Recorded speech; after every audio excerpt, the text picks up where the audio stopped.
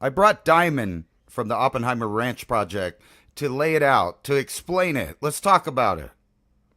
Let's Here we talk are. about it. And here he is. Oh, there we go. There I am.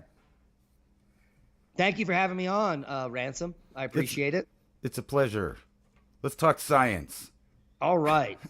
So, where do you want to begin with all the nonsense, fear porn, flipping Earth, micronova garbage?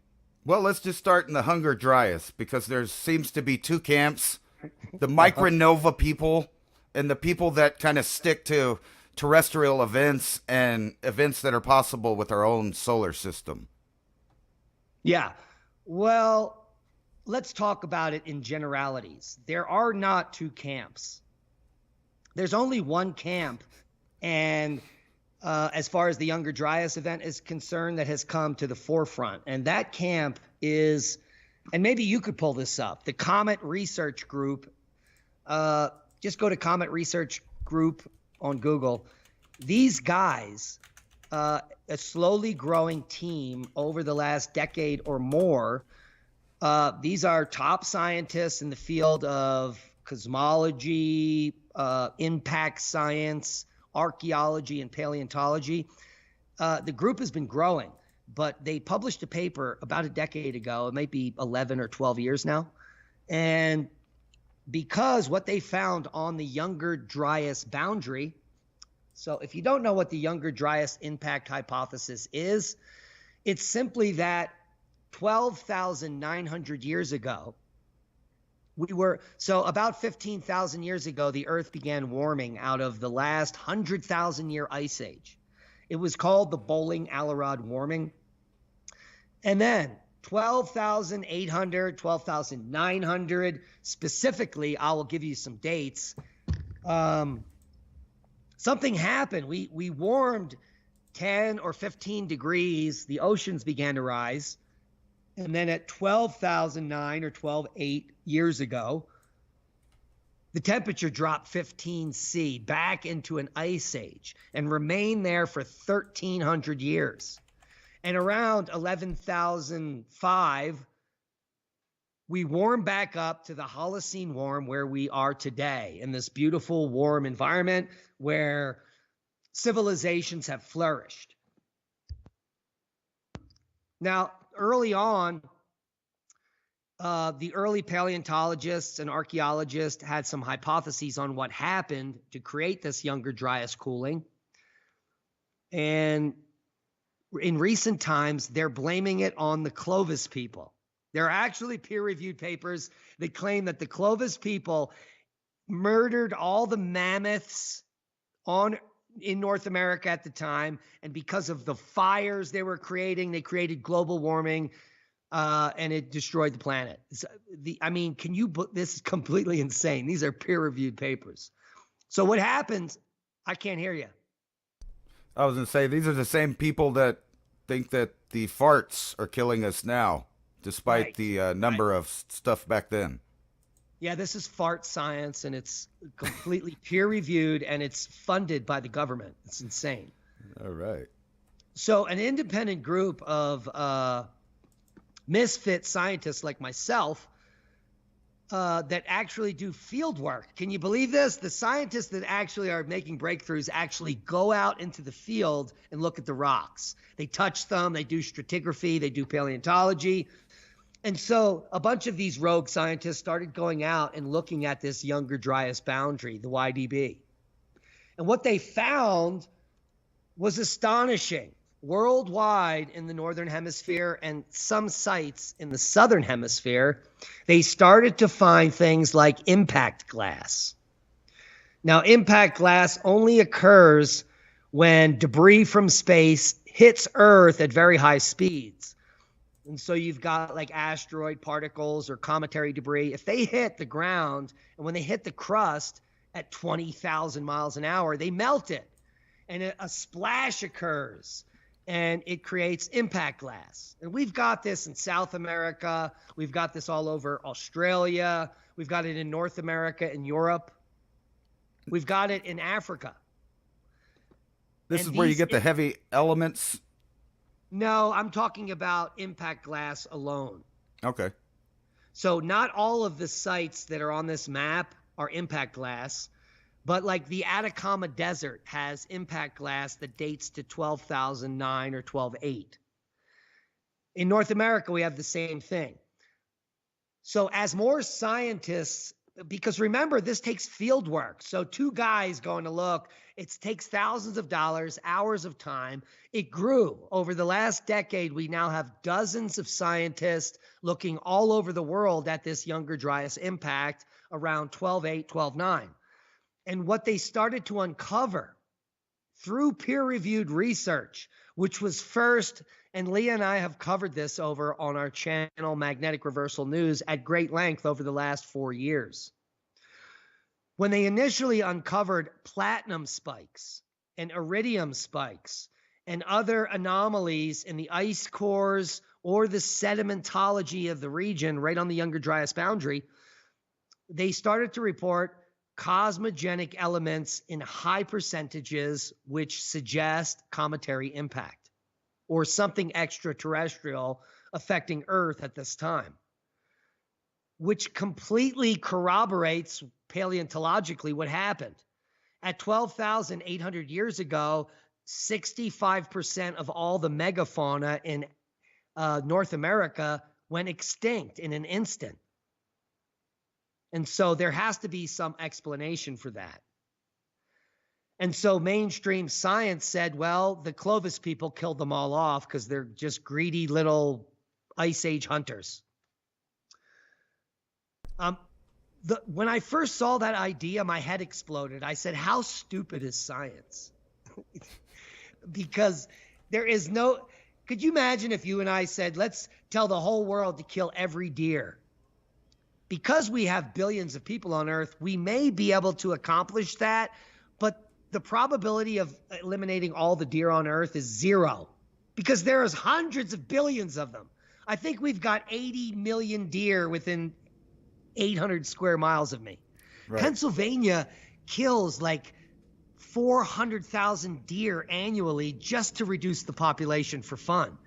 They give everyone, no, you don't need a hunting license. You just go out and murder them tonight. You can shoot them at night. They use lights, and they just kill all these deer because all they do is eat everything, and there's a total overpopulation. This has to do with the environmentalists removing things like coyotes and mountain lions from the ecosystem. Right. And so thank God, Colorado, we just had a bill during the election. They wanted to eliminate mountain lion hunting. And it didn't pass, thank God. Right. Because what we would have in 5 years is 45 million elk eating everyone's landscaping. Right. And one of the biggest problems I had with that idea of the Clovis people totally eviscerating all the megafauna is that there are other places in the world where there were groups of people that had equal technology, and they didn't wipe out the megafauna there. So Africa, they've been hunting nonstop, you know, and over in Asia, they were hunting megafauna, but all of it didn't disappear in those areas. Yeah, it's funny. Only in modern times, when we have billions of people, are now the megafauna in Africa threatened. And this is only because they said you can't hunt them. Once you can't do something, everyone wants to do it. You know what I mean? Right. And so it's only now when billions of people are on the earth, 8 billion for goodness sakes, that now the megafauna in Africa are threatened. But something happened 12,900 years ago that destroyed all the megafauna in North and South America. And no one knew why. Global warmists, climate freaktards, the only way to get funding is to do research related to that topic. So they came up with these cockamamie ideas that the Clovis people hunted all the mammoths to extinction. The only problem with that is that we have these strewn fields, and you're showing them there in the gray and the blue.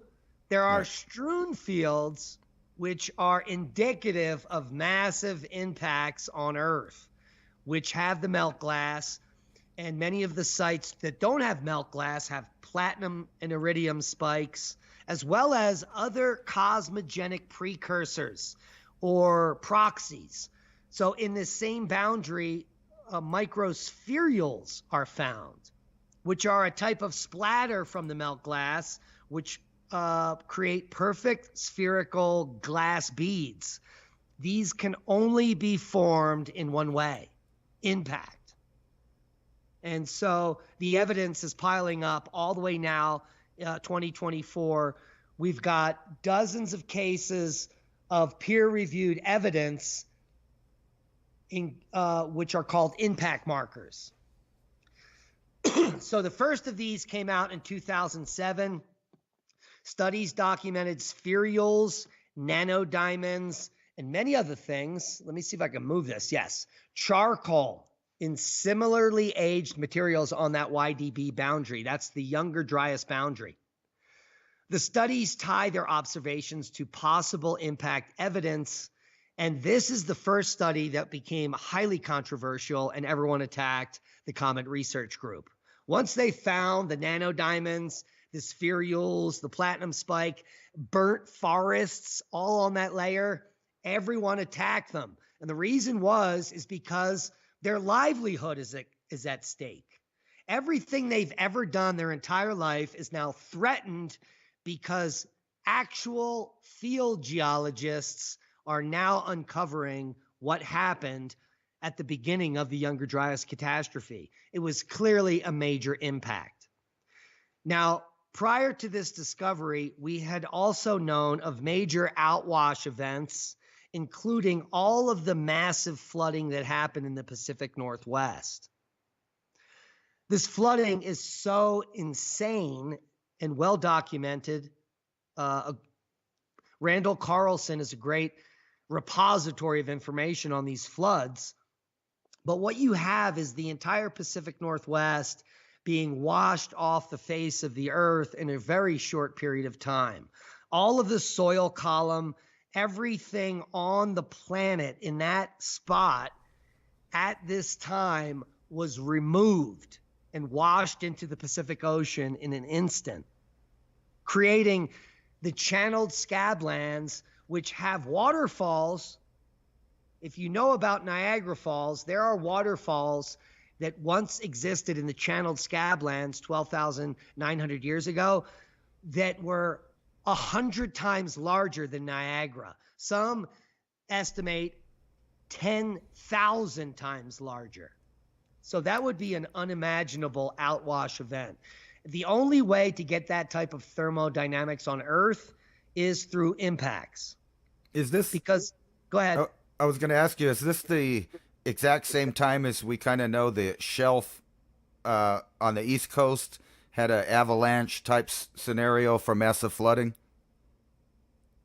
Well, that's a different phenomenon. So after these giant comets hit the ice sheet 12,900 years ago, one object was so big, and this is in the region of the Great Lakes. The main piece hit up in the Great Lakes region.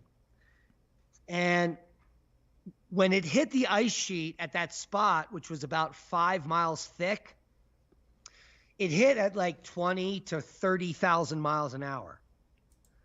And so it vaporized the ice sheet. Very high temperatures. We're talking tens of thousands of degrees on impact. What it did is it blasted several square miles of ice chunks up into space, all at relativistic speeds. These pieces of ice are traveling at near the speed of light, for goodness sakes, hundreds of thousands of miles an hour after this impact. Boom! And they all go up into space all at once, and then they slowly re-enter Earth's atmosphere, and they create what is called the Carolina Bays. There are millions of these oval impact structures. And so what would have been happening at the moment of that big boom hitting on the East Coast, or let's say east of the Mississippi, or let's say Kansas east, all of that area is being now hit by ice bolides, ice impactors coming back in at relativistic speeds from space. So they're going to hit the ground at 8,000, Mach 10 is the average speed, 8,000, 10,000 miles an hour. which creates 1 million booms over the period of 24 to 36 hours. This would generate a Category 9 earthquake that lasted for 36 hours. So what occurs during this day and a half of magnitude 9 earthquakes is that the continental shelf on the east coast of the U.S. starts to turbidity current out into the abyssal plain. Turbidites are well documented. They occur during earthquakes, impacts, or any major event. So an event like this, which would be the most significant event in 100,000 years or more, where the earth is ringing at magnitude 9 earthquake for a day and a half nonstop, you're going to get thousands of these massive slides. And so the idea is that tsunamis now begin to slosh back and forth across the Atlantic. There's evidence on the African continent of this and worldwide that this is exactly what's happening. And so everyone in Africa, for the most part, and North America, they all die from mega tsunamis. And that's just one part of the piece. We have the geophysical evidence for that over the African continent. There's massive fluvial deposits which are indicative of high water flow across the entire continent. The only way you can get to that is if there's very deep water washing across Africa recently, and the evidence still exists. There's no evidence in North America of these tsunamis except for the paleontology on the entire east coast of North America.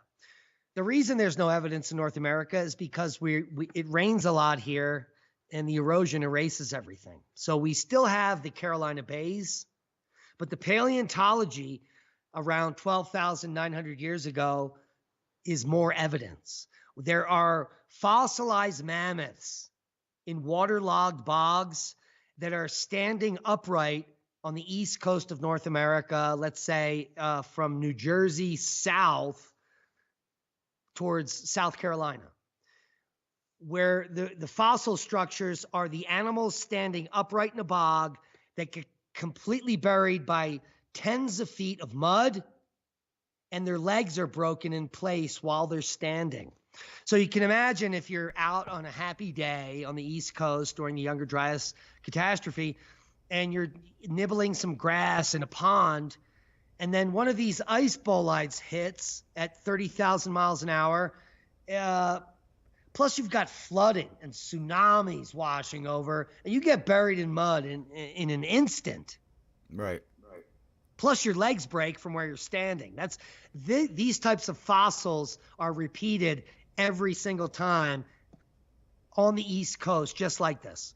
So they suggest that the idea I just shared about the Carolina Bays, the impact hypothesis, and what happened on the East Coast is pretty well corroborated with paleontology, fossils, and the Carolina Bays. Now, as far as the rest of the evidence, let's talk about the platinum spike and the iridium. So the Comet Research Group got together, more scientists joined along as the attacks built up, because once the 2007 study hit, they were being attacked by every mainstream scientist available whose job was threatened by this information. But as technology increased in 2013, 11 years ago, a platinum spike at the start of the Upper Dryas event was documented in Greenland. And then 10 more scientists worldwide took up this topic, and they found it everywhere in the Northern Hemisphere. The problem with the 2013 data and how they got attacked was there was no accompanying iridium spike. But that is not necessary to prove cosmogenic origin. There is no reason platinum should spike on planet Earth based on anything unless it comes from space. So 5 years later, or 4 years later, researchers documented platinum spikes at 11 sites. This happened right after the Comet Research Group got together. They broke apart. They said, okay, you guys in Europe do this, you do this over there, you do this over there. And guess what? Not a single group of scientists looking at the Younger Dryas boundary didn't find anything. So the only way, in my opinion, that this hypothesis is untrue is if there was a group of scientists that went to the Younger Dryas boundary and they were like, hey, we didn't find platinum, we didn't find microspherules, we didn't find nanodiamonds, we didn't find anything. But what they all did was they found everything back in 2017. And so the naysayers were told to go back in their hole. Yeah, what were you going to say? Nothing. I was just entertaining the idea that you would have to have iridium and platinum. That would mean that every single object came from the same place in exactly the same way. Right, because winds are going to blow and other things are going to happen, right? Right. Well, just the idea that every single object would have both of you would have to have them together. I don't see that. Right. So subsequently, platinum spikes have been documented in Canada, Europe, the Middle East, Northwestern South America, Chile, South Africa, everywhere scientists went. And so new work on samples from South Carolina determined a platinum to palladium ratio that is not characteristic for terrestrial materials.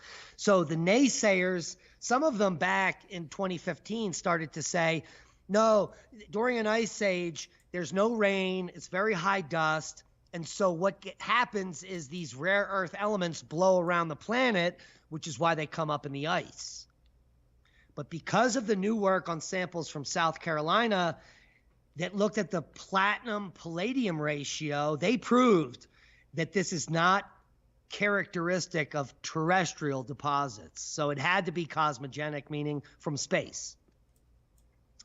Now, interestingly enough, the platinum spike in South Africa was then precisely dated to 12,744 years ago, which is exactly the estimate, 12.8, 12.9, of the Younger Dryas catastrophe. So the evidence is piling up that this has nothing to do with overhunting from Paleo-Indians and everything to do with a huge comet impact on the ice sheet. Is that one there around Israel? Isn't that the airburst location that we talked about on a different show? Abu Hayer, yes. A lot of people over in Egypt, the Fertile Crescent, they see areas of burning on ancient Egyptian artifacts. And so an airburst, which I'm pretty sure you know, was documented in Ohio about 700 years ago, which decimated the Hopewell culture. The same type of cosmogenic things have been shown. So you get burning, scarring. It's almost as if there was like a blast furnace that melted things rapidly and stopped. It only lasted for a millisecond. So the same thing from the Chelyabinsk or the Tunguska event. One of the pieces of the comet, obviously we've got hundreds of cometary pieces entering. The main piece hits the ice sheet in North America, but some pieces hit Europe, Africa, Asia, etc. Atacama Desert included. There's tons of peer-reviewed papers about a 12,800 year ago event which burned the surface of the Atacama Desert, creating melt glass and a strewn field. And the same thing is happening here in Abu Hayera. I believe that was the paper in Iraq. And the burning is dated paleontologically and through pollen to this exact same time period. More corroboration of the Younger Dryas impact hypothesis. All right, you ready? Yeah, let's do it. All right, so that's like everything I know and in support of the YDB impact hypothesis. We've got huge flooding in the Pacific Northwest from the instant melting of the 5-mile thick ice sheet. That would also cause huge amounts of fresh water to wash into the Arctic Ocean, which would be released out here and through the islands between Greenland, and that would shut down the AMOC, which is the Atlantic Meridional Overturning Circulation. If that shuts down, most of the upper latitudes here go frozen. And Right. so the moment the Younger Dryas impact happened, the entire ice sheet melts. And the irony is the Earth gets even colder. Right. And that's because the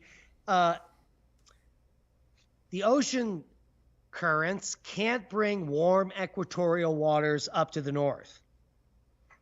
You don't need any currents in the Pacific because it's so gigantic. It is such a heat sink that anything on the coast of the Pacific is always going to be warm, even up into Alaska, Right. even in an ice age, which is why we get the ice-free corridor. But the Atlantic is like, they call it the pond. It's a tiny ocean. It's not, it's eclipsed by the Pacific. And so if you stop the warm water circulation, which basically flows around the entire Earth like this, it's even bigger than what I'm tracing here. But if you prevent the water of the Gulf Stream to get up into the maritime Atlantic and Canada, it gets very cold in the Northeast, and all of Europe freezes. And that's exactly what happened. I was going to ask you, in today's world, with nowhere near the amount of fresh water frozen at the pole, it would be a lot harder to create the same scenario, despite them putting a lot of articles out about this happening again. Well, that's not that true, because every year in the winter, the Arctic Ocean freezes, and the water that freezes is fresh water, not salt water. And then once you get a thin skim of fresh frozen water, all of the precipitation that hits it is more fresh water. And so what's been happening in the last 10,000 years in the Holocene warm is that we are desalinizing the Arctic Ocean. Okay. Desalinizing it. And in fact, there's a huge portion of the Arctic Ocean called the Beaufort Gyre that is mostly fresh water. So every time that ice builds in the winter, in the summer it melts, and that fresh water has a density difference than the salt water, and they separate. I don't know if you've ever scuba dived or snorkel. No. You can see this phenomenon in lakes and rivers. In lakes in North America at the winter, you can scuba dive down to like 50 to 90 feet, and you can find the thermocline. The thermocline is a separation of water density, and when you look at it, it's like oil and water separating in a salad dressing jar. After time, you can literally see a density difference. You could put it right in the middle of your goggles. The same thing happens with salt and fresh water. They don't like to mix, and they tend to stay separate. So the Beaufort Gyre is a gigantic freshwater repository in the Arctic that's been building for decades, and it hasn't released in quite some time. And if it does release and it has significant fresh water and it comes out here into the North Atlantic, it could shut down that jet stream. What kind of the Gulf Stream? What I meant was there was these giant, ice shelves and stuff on the land that was outside of the ocean then that don't exist in the same way. So it'd take a while to build up and release fresh water compared to like here, more instant. The difference is that we're in a Holocene, the Holocene maximum, which is called an interstadial. These interstadials have been going on for a few million years during the ice age that we're in, which is about 2.5 million years long. We're still in the ice age. And about every 100,000 years, we come out of it into an interstadial. And about 1.5 million years ago, it was every 41,000 years that we did this. But at the peak of the Wisconsinian, let's go back 26,000, 30,000 years ago. We've got 5 miles of ice about to catastrophically melt up in the Arctic, as well as Antarctica. That ice is still there. But up in North America, when there is 5 miles of ice up here, there's no precipitation in the northern hemisphere. There's no rain. Not like right now in the interstadial. We've got massive flooding events, rain, fresh water falling from the sky. Once all of the water on Earth is locked up in glaciers, there's no more weather. Right. So it doesn't rain ever. It's just dust and ice. It's hellish. There's almost no weather. And that's the difference. You don't need like 5 miles of ice in the Arctic to do the same things we're talking about right now. You just need weather. And clouds, like a single rain event, can produce 20 inches of water. We just had one in the Pacific Northwest. We just had one at Hurricane Helene in North Carolina. Right. So these events don't happen during the Ice Age. So just because we don't have ice doesn't mean the same things can't happen. Okay. Right.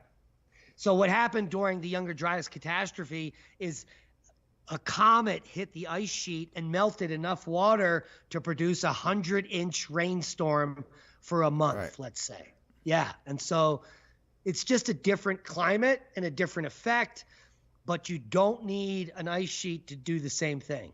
Okay. You just need fresh water. All right, so let's get into some of the cockamamie theories. So you recently had people bitching at you because, well, the problem is you know more actual peer-reviewed science than most people. So when you start to bring up things you know and they get butthurt, you know, they go back to the propaganda, brainwashing, and fake stories, correct? Yeah, basically. They get mad at me because I don't prescribe to the ideas of a flipping Earth. For one, because that's always been silly to me. And then two, you know, my whole understanding of what a micronova is not what they're talking about. Nothing close to it, actually. Right. So there's this guy, Ben Davidson, that I used to follow, and he's got a huge following. He's almost up to 1 million followers. He's wrote textbooks on the sun. Most of his information is relatively good and based on actual science. But in the last few years, he started crowdfunding and getting his followers to buy him an RV, a $1 million campground, which is going to be his, you know, retirement fund, because he now has 80 slots at $500 a month, literally taking in tens of thousands of dollars a month. What's the trailer court's name? Oh, I'm just kidding. The Death Ranch or whatever it's called, it doesn't matter. But he started to propose this idea of micronova several years ago. Now, the whole nomenclature of micronova has been in the scientific community for longer than he proposed it. But he claims to be the inventor of the word, I believe. But he is not. A micronova is a small, localized, quote-unquote, thermonuclear explosion that occurs on the surface of a white dwarf star. Apparently, he didn't even read the definition of what a micronova is. Our star is a yellow dwarf, and based on the fake science, which is the current cosmology we use, in a few billion years, our sun may shrink down and become a white dwarf.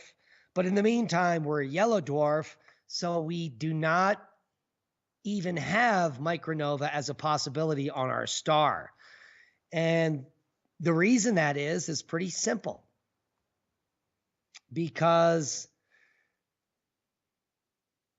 micronova right here are micronova specifically form on white dwarfs with strong magnetic fields, which is not our sun. You see, because if our sun was a white dwarf with a strong magnetic field, all of the planets in our solar system would have already been sucked into it, and we would all be dead. Right. Not only that, here is an artist impression, and this is the only really peer-reviewed paper on the micronova phenomenon. You need a white dwarf star here, which is the big star, and you need a smaller partner star in close proximity, let's say in the orbit of Mercury, and the larger white dwarf is cannibalizing this star. It's literally sucking the material into its photosphere here. And so as that material builds up, it creates an instability in the white dwarf, and then it has to eject the material and go boom. But our star does not fit any of the micronova criteria. See, I guess the theory is that they were trying to explain away these heavy elements and cosmogenic material 12,800 years ago as this event that doesn't happen on our star. Well, the funny thing is, Ransom, that we are well aware of an event that happens on our star that's completely unexplainable, and it's the Miyake event. It's an observed sharp enhancement of the production of cosmogenic isotopes by cosmic rays, including beryllium, chlorine-36, and even platinum. How do you like them apples? All right. All right, and these events have occurred. We just discovered them using dendrochronology. This is tree rings. And because we have very advanced techniques to look at those tree rings, mass spectrometers and other techniques, and our science is getting better and better, just recently we discovered that our sun does something that's not a micronova. It's called a Miyake event. And maybe a Miyake event can explain some of the cosmogenic things that have occurred in the past, but certainly not the Younger Dryas impact. So our sun doesn't micronova, but our planet does get hit by comets. And we know this because we've proven it at the Cretaceous Tertiary boundary, which has a platinum and iridium spike and the mass extinction of dinosaurs. And thank God that happened, because you and I wouldn't be doing this podcast. Right. There'd be no room for us. So these Miyake events we don't know what they are, but it's certainly the event coming from our sun that we need to look into. The good news is that we've discovered at least 5 of these events in the Holocene: 71, 76 BC, 52, 59 BC. And then we've got the most famous is the Charlemagne event, 774 CE, and a recent one just about 1,020 years ago, the 993, 994 carbon-14 spike. But what's funny is if you lay this over a graph of like humanity or whatever, it doesn't correspond to anything that's deadly or dangerous. Like, it doesn't match up with the plague. It doesn't match up with civilization-ending events. But it may very well explain the millions of petroglyphs worldwide that are all the same, that mimic plasma discharge, that our friend Dr. Anthony Peratt proved in a lab at Los Alamos are exactly these petroglyphs. Same shape everywhere. Everywhere I've ever been. Yeah. I mean, we haven't been to Sardinia in the middle of the Atlantic, but the same squatter man is all over the caves there. Yeah. All over Europe, all over Africa, Middle East. Actually, so go ahead. Oh, I was going to mention, reading a lot about 536 and that Justinian plague era. There's some cosmogenic evidence in that too. And like, they don't really point to a specific object, but just material raining down. And I was wondering how much that has to do with the possibility of igniting volcanoes, at least electromagnetically. Well, Lee and I have 2 podcasts on the Justinian plague and the worst year to be alive. And then the first one, what we uncovered on our research, was not a Miyake event, because it's not here. It's not in the tree rings. But guess what happens 1 year before the plague takes hold? There is a platinum spike. And so based on the data, we were like, wait a minute. Oh, what? This is a comet impact right before the plague. Right. So you get a comet impact, a very big one, in an area that there weren't a lot of people because there's no real records of it happening, except for one, I think maybe in Asia, they did see a shooting star. But Right. then, Also, based on, go ahead. I was going to say they also had reports in Southeast Asia of a super loud sound that carried over way far away from where they were at. So maybe some of the what they thought were volcanoes were this event. Well, there were volcanoes. So Lolopanga, we've got Iceland erupting at the same time. All this is new science. So it appears, based on what we researched a year ago, is that a comet hit, and then two VEI 6, 7 volcanoes erupted.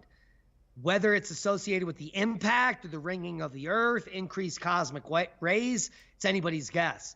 That was my next question, is about maybe the ringing itself is what triggered pressure to release. Because from what I can tell, it seemed like there was more than just two giant ones. There was also smaller ones like in El Salvador and different places like that.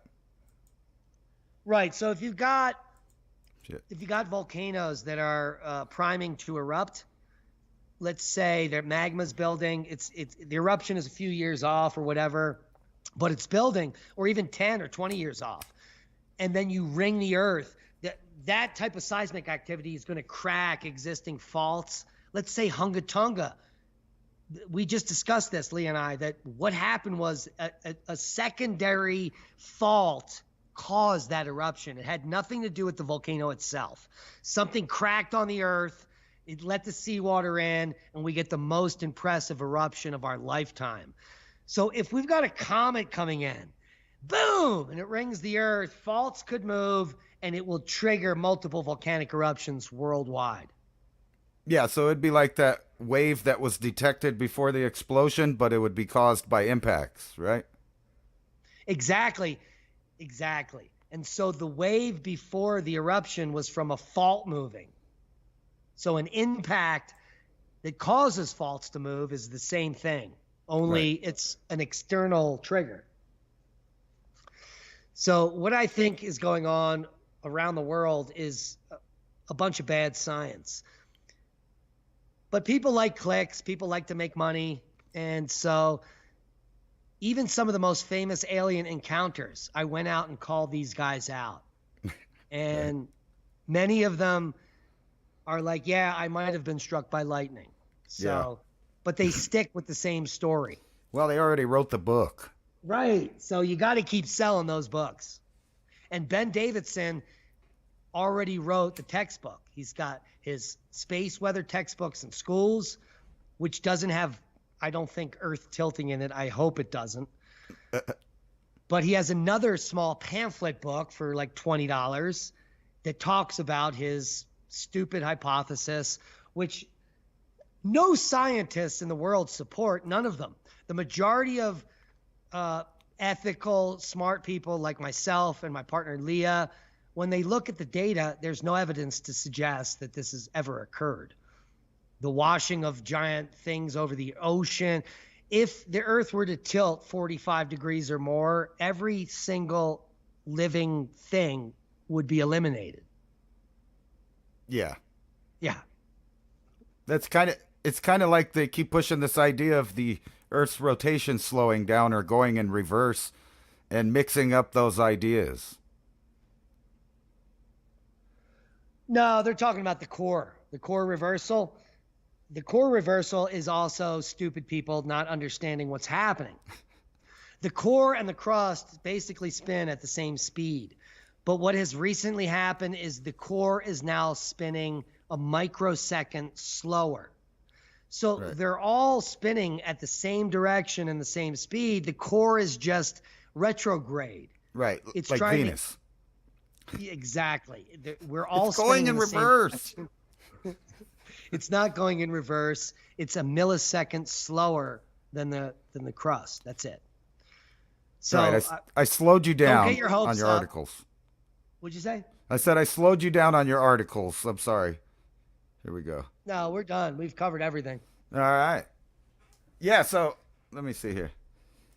Um, where do they get this idea? Is it just that Adam and Eve story that they get this from, or is there something else that is adding to that? Because there's this concept. I've seen it on Ancient Aliens, all kinds of different things of this just worldwide massive wave that washed across, and somehow there was tall enough trees for us humans to stay on land.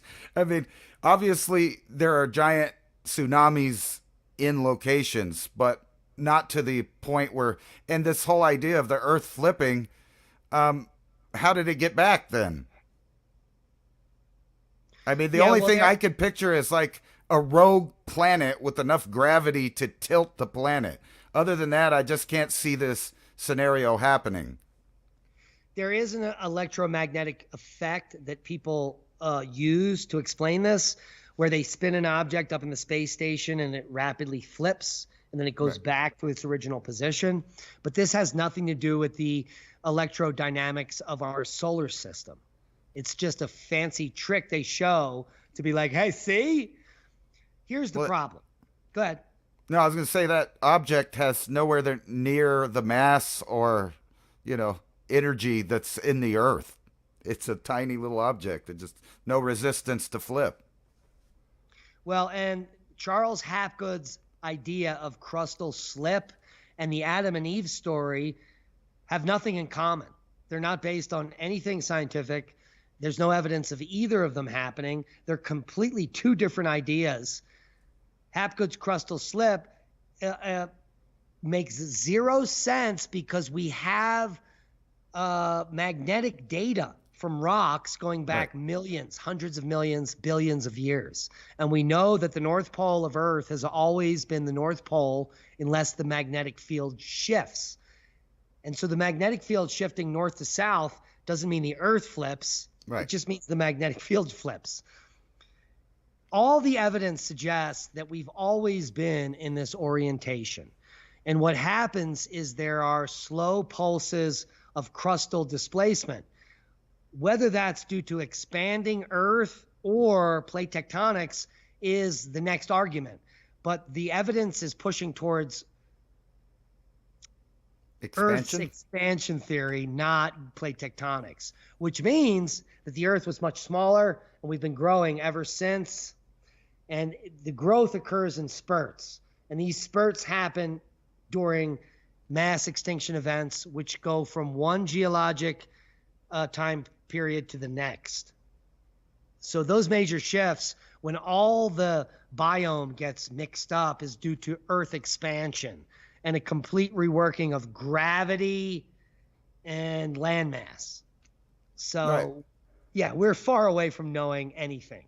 But I can assure you that the Earth doesn't tilt and oceans don't wash over the continent because I'm a geologist and there's not a single deposit throughout all of sedimentary rock history, which is almost 800 million years, that would show that. We would see a deposit of that and we would know it.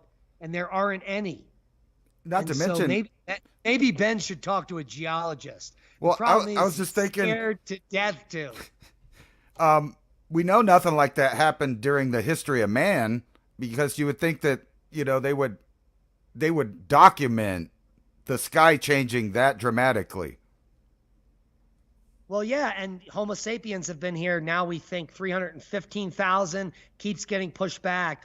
So if, according to Ben, this happens every 12,000 years, that means that man would have experienced 20 of these Earth tilts and not a single documented representation of one in petroglyphs or in any stories or mythology handed down through time. No, the stars are the same, and they keep their importance throughout time. So we know it was basically stable throughout all time of humans. Which is why Hamlet's Mill, written in the 1970s by von Deschen, is the most important piece of literature in our entire scientific nomenclature. It showed that all ancient cultures were aware of the precession of the equinoxes, which means they knew every 26,000 years the Earth is moving through space in a spiral for some reason, and this has been going on forever. There is no way that if the Earth tilts, that they would have known that. Well, It would have broken up everything. So we've been moving through space in a spiral in perpetuity for hundreds of thousands of years. And this is also corroborated through the Sumerian kings list, for goodness sakes. right. I was going to ask you one last thing about that. Do you think that we've been at least documenting the precession of the equinox for 75,000 years? And the reason I say that is because the last 26,000, you wouldn't know that it was a pattern. So you'd have to be watching for 52,000. And to verify it, you would have to have another 26,000 to know that it absolutely repeats the pattern. Yeah, it's probably, we've been looking at it since we've been us. Right. And maybe other hominids have been looking at it as well. It's the only thing without technology that you look at, because once the sun sets, that's all you see. So can you imagine everyone staring up at the sky forever? Right. Yeah. Yeah, that's what we know. That's everything we know. All the stuff that's happened in recent time is mostly bullshit. That's a good, I think we'll close on that. Great show. Thank you for coming on and straighten out some of those ideas. And I hope you guys enjoyed watching. And don't forget to watch the nightly broadcast on Magnetic Reversal News and Oppenheimer Ranch Project. Yeah, we appreciate you, Grant.